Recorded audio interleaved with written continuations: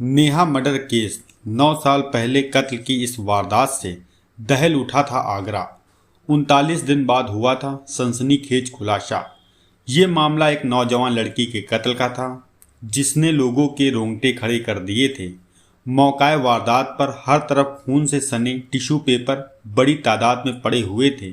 ऐसा लग रहा था कि मानो कातिल ने हर वार के बाद अपने हाथों से खून को साफ किया हो।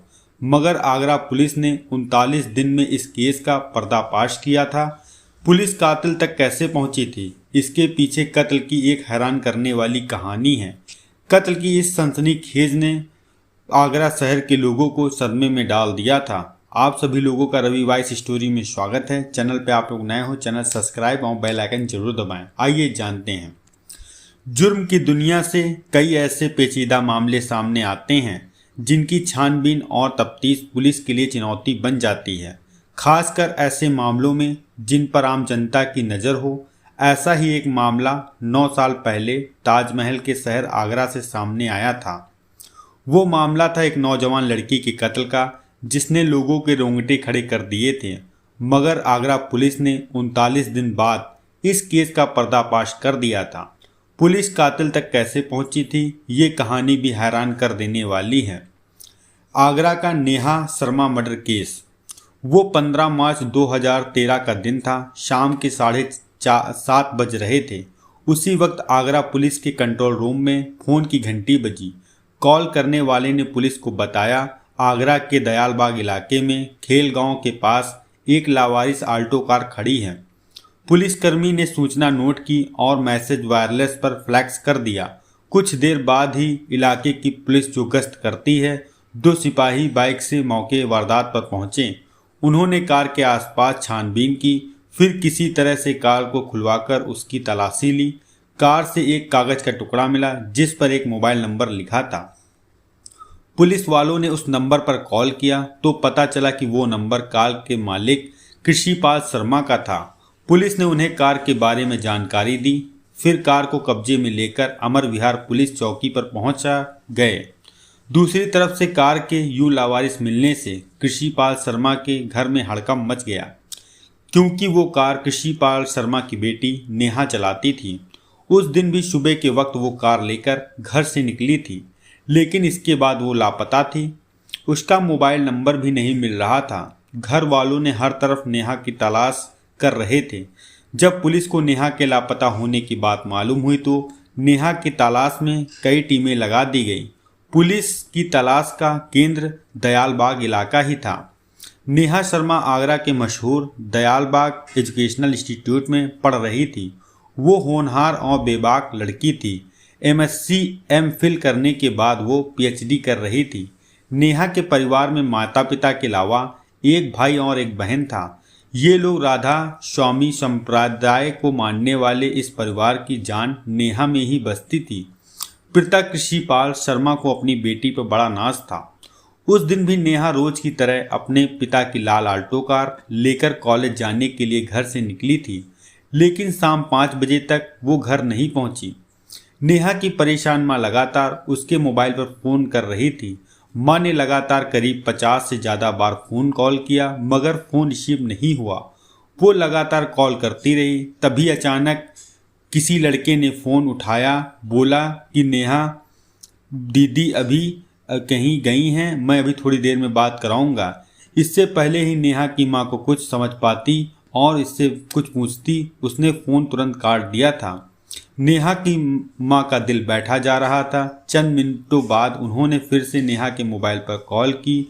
फिर किसी अनजान लड़के ने फ़ोन उठाया और आवाज़ आई, आंटी नेहा दीदी मूवी के टिकट लेने के लिए लाइन में खड़ी हैं।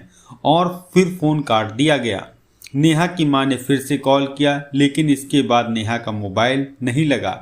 नेहा की मां ने फौरन अपने पति को इस बात की जानकारी दी कि वो नेहा का पता लगाने के लिए इधर उधर फ़ोन घुमाने लगे, मगर कहीं से उसका कुछ पता नहीं चला। अब नेहा की मां को किसी अनहोनी का डर सता रहा था। पिता और भाई नेहा को तलाश रहे थे। शाम के करीब 8:30 बज चुके थे। पुलिस नेहा की तलाश में जुटी थी। नेहा के घर वाले भी पुलिस के साथ आ गए थे। इस दौरान पुलिस को पता चला कि नेहा को आखिरी बार दयालबाग एजुकेशनल इंस्टीट्यूट की नैनो बायोलॉजी लैब की तरफ जाते हुए देखा गया था। पुलिस की टीम फौरन बायो लैब पहुंची। जैसे ही लैब का दरवाज़ा खुलवाया गया तो अंदर का मंजर देखकर सबके होश उड़ गए। लैब के उस कमरे में चारों तरफ खून बिखरा हुआ था और सामने फर्श पर पड़ी थी नेहा की लाश। उस कमरे में इस कदर खून था कि नेहा के कपड़ों का रंग भी पता नहीं चल रहा था। पुलिस ने जब नेहा की लाश के करीब पहुंचे तो पाया कि उसके शरीर पर भी बहुत ज़्यादा चोट के निशान थे। उसकी जांघों पर भी कटने के निशान थे। उसके मुंह में रुमाल था और उसके दोनों हाथों को पीछे की तरफ बांधा गया था। मौकाए वारदात पर हर तरफ खून से सने टिश्यू पेपर बड़ी तादाद में पड़े हुए थे। ऐसा लग रहा था कि मानो कातिल ने हर वार के बाद अपने हाथों से खून को साफ किया हो। उस कमरे का ये खौफनाक मंजर देखकर नेहा की मां अपने होश और हवास खो बैठी। उसके पिता भी घुटनों के बल जमीन पर बैठ गए। अपनी लाडली बेटी की इतनी दुर्गति देखकर उनके आंखों की धार चीखों के साथ बह निकली। पुलिस वाले भी कातिल की करतूत देखकर सोच में पड़ गए कि आखिर कातिल ने ऐसा क्यों किया। पुलिस ने लैब की जांच पड़ताल में पाया कि वहां कोई टूट फूट नहीं हुई थी, मगर लाश के पास एक कांच की पीपेट आधी टूटी हुई पड़ी थी और उसका आधा हिस्सा नेहा के पेट में घुसाया गया था। पहली तफ्तीश के बाद पुलिस को समझ में आ रहा था नेहा के साथ कत्ल के साथ दुष्कर्म किया गया है या उसके साथ दुष्कर्म की कोशिश की गई, मगर नाकाम होने पर कातिल ने उसे इस बेरहमी से कत्ल कर दिया।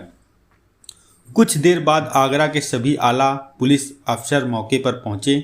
मीडिया कर्मी भी वहां पहुंच गए थे। पूरे दयालबाग के इस कत्ल की खबर आग की तरह पूरी जगह फैल गई। राधा स्वामी संप्रदाय से जुड़े सत्संगी भी वहां जमा होने लगे। पुलिस ने पंचनामा किया और नेहा की लाश को पोस्टमार्टम के लिए भेज दिया। इससे पहले मौके पर फॉरेंसिक सबूत भी जुटाए गए थे। घटना के अगले दिन 16 मार्च 2013 को नेहा की कत्ल की खबर सभी अखबारों की सुर्खियां बनी। लोग अभी दिल्ली का निर्भया कांड ठीक से नहीं भूल पाए थे कि इस वारदात ने फिर उस दरिंदगी की यादें ताजी कर दी। आगरा के लोगों का गुस्सा भड़कने लगा। छात्र सड़कों पर उतर आए। महिलाएं भी पीछे नहीं रहीं। हत्यारों को पकड़ने और कड़ी सजा देने की मांग जोर पकड़ रही थी। शहर में जगह जगह धरना प्रदर्शन हो रहे थे। पुलिस ने 16 मार्च को ही वो लैब सील कर दी थी। उसी दिन नेहा का पोस्टमार्टम कराया गया। उसी दिन लैब के पास से पुलिस ने झाड़ियों में पड़ा नेहा का लैपटॉप भी बरामद किया था। नेहा के कत्ल की वारदात को 3 दिन बीत चुके थे। पुलिस नेहा के दोस्तों के साथ जो पढ़ने वाले तमाम लोगों से पूछताछ कर रही थी। तभी एक प्रोफेसर ने पुलिस को एक लड़के के बारे में बताया जिसका नाम विशाल शर्मा था। वो दयालबाग एजुकेशनल इंस्टीट्यूट परिसर में निर्माण कार्य करने वाला एक ठेकेदार था। पुलिस उससे पूछताछ करने उसके घर पहुंची। पुलिस ने वहां एक साइकिल देखी जिस पर खून जैसे लाल धब्बे थे। वहां एक जींस पड़ी हुई थी, उस पर भी लाल धब्बे मौजूद थे। घर के बाहर विशाल के जूते सूख रहे थे। ये सब देखकर पुलिस को विशाल पर शक हो गया। पुलिस ने विशाल शर्मा को हिरासत में लेकर पूछताछ की। साइकिल और विशाल की जींस पर मौजूद लाल धब्बे के नमूने जांच के लिए लैब भेजे गए। पुलिस शक की बिना पर विशाल से 3 दिन तक पूछताछ करती रही, लेकिन उसे इस बारे में कुछ पता नहीं था। 3 दिन बाद लाल धब्बों की फॉरेंसिक रिपोर्ट सामने आई तो पता चला विशाल की साइकिल, जींस और जूतों पर मिले लाल धब्बे खून के नहीं रंग के थे। इसके बाद पुलिस ने विशाल को छोड़ दिया। पुलिस के पास कातिल का ना तो कोई सुराग था और ना ही कोई खबर। पुलिस को पहले मामला जितना आसान दिख रहा था उतना नहीं था। पुलिस ने जांच जारी रखी। पुलिस नेहा के कॉलेज में पढ़ने वाले छात्रों से लगातार बात कर रही थी ताकि कोई सुराग हाथ में लगे, और हुआ भी ऐसा। एक दिन नेहा के घर वालों ने ही पुलिस को बताया कि उदय स्वरूप नाम का एक लड़का नेहा को परेशान करता था। वो लड़का दयालबाग एजुकेशनल इंस्टीट्यूट के चेयरमैन और पूर्व IAS अधिकारी का भांजा था। पुलिस उससे पूछताछ करने पहुंची। उदय ने पुलिस के सवालों के जवाब ऐसे दिए कि जैसे वो नेहा को जानता ही नहीं। पुलिस भी उसके जवाबों से संतुष्ट होकर वापस लौट आई। हालांकि उदय के परिवार वालों और दीनदयाल उपाध्याय एजुकेशनल इंस्टीट्यूट के चेयरमैन पुलिस से नाराज थे। पुलिस की छानबीन जारी थी। इसी दौरान कुछ छात्र छात्राओं ने फिर से दबी जुबान में उदय पर शक जताया। हालांकि कोई भी खुलकर सामने आने को तैयार नहीं था। पुलिस ने एक बार फिर उदय से पूछताछ करने का फैसला किया और उसके घर जाकर सवाल जवाब किए। इस बार उस लड़के के घर वालों ने पुलिस के खिलाफ ही उत्पीड़न की शिकायत लेकर अदालत जा पहुंचे थे।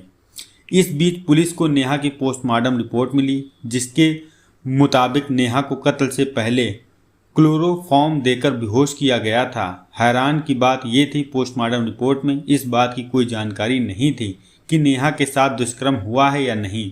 कत्ल के 15 दिन बाद पुलिस एक बार फिर से फॉरेंसिक टीम के साथ सील की गई बायोलॉजी पहुंची। बारीकी के साथ फिर से सुराग जुटाने की कोशिश की गई। कई घंटों की मशक्कत के बाद टीम ने लाश वाली जगह के पास कुछ बाल बरामद किए। उस जगह से फिंगरप्रिंट भी लिए गए। फिर बरामद सुराग जांच के लिए भेज दिए गए। पुलिस अब इस मामले में करीब 250 लोगों से पूछताछ कर रही थी। ये केस सीबीआई को दिए जाने की मांग भी तेज होने लगी। पुलिस पर दबाव बढ़ रहा था। पुलिस ने अपनी जांच का दायरा केवल 22 लोगों तक ही सीमित किया। तब तक पुलिस के हाथ नेहा और उदय स्वरूप की मोबाइल कॉल डिटेल भी सामने आ चुकी थी। पुलिस ने उदय के दोस्तों से पूछताछ की। दयालबाग एजुकेशनल इंस्टीट्यूट के एक प्रोफेसर ने पुलिस को बताया कि वारदात के दिन नेहा की कार एक लैब टेक्नीशियन यशवीर सधु चला रहा था। पुलिस ने उसी रात चुपचाप यशवीर को उठा लिया। उसने पूछताछ में पुलिस को कार के बारे में अहम जानकारी दी, लेकिन मुख्य आरोपी का नाम नहीं बताया। पुलिस की जांच के केंद्र में अब वो लोग थे जो नेहा के आसपास और लैब में ज़्यादा आते जाते थे। इस बीच पुलिस को पता चला कि उदय का लैब में बहुत आना जाना था। पुलिस उदय पर फोकस कर रही थी। तभी पुलिस को लैब से बरामद हुए बालों की फॉरेंसिक रिपोर्ट मिली। रिपोर्ट में पता चला कि लैब में नेहा की लाश के पास से मिले बाल उदय के हेयर के थे। अब नेहा के घर वालों और पुलिस का शक पुख्ता हो चुका था। पुलिस ने एक बार फिर से उदय स्वरूप को थाने बुलाकर पूछताछ की। एक मनोचिकित्सक भी पूछताछ में शामिल था। पुलिस के बार बार उदय से सवालों को कागज पर लिखवाकर बार बार पूछा। उन सवालों से उदय टूट गया और उसके जवाब बदल गए थे। सबूतों के बिना पर लैब उदय स्वरूप और टेक्नीशियन यशवीर सधु को गिरफ्तार कर लिया गया। जांच टीम ने एक एसएसपी और 2 डीएसपी और एक एसएचओ समेत कई पुलिसकर्मी शामिल थे। पुलिस ने खुलासा करते हुए बताया कि वारदात के दिन उदय ने लैब टेक्नीशियन यशवीर सधु की मदद ली थी। उसकी सूचना पर ही वो नेहा की मौजूदगी में लैब पहुंचा था। मौका पाकर उसने नेहा को बेहोश किया। फिर बाहर आकर उसने नेहा की कार की चाबी यशवीर सधु को दी। यशवीर कार को लावारिस छोड़कर वहां से निकल गया, जबकि वारदात के बाद उदय ने ही नेहा का लैपटॉप झाड़ियों में फेंका था। नेहा का मोबाइल भी उसी के पास था। उसने लैब से ही कत्ल के सबूत मिटाने की कोशिश की थी। पुलिस ने 39 दिन की तफ्तीश के बाद 23 अप्रैल 2013 को नेहा मर्डर केस का सनसनीखेज खुलासा किया और साल 2015 में दोनों आरोपियों के खिलाफ चार्जशीट दाखिल कर दी गई।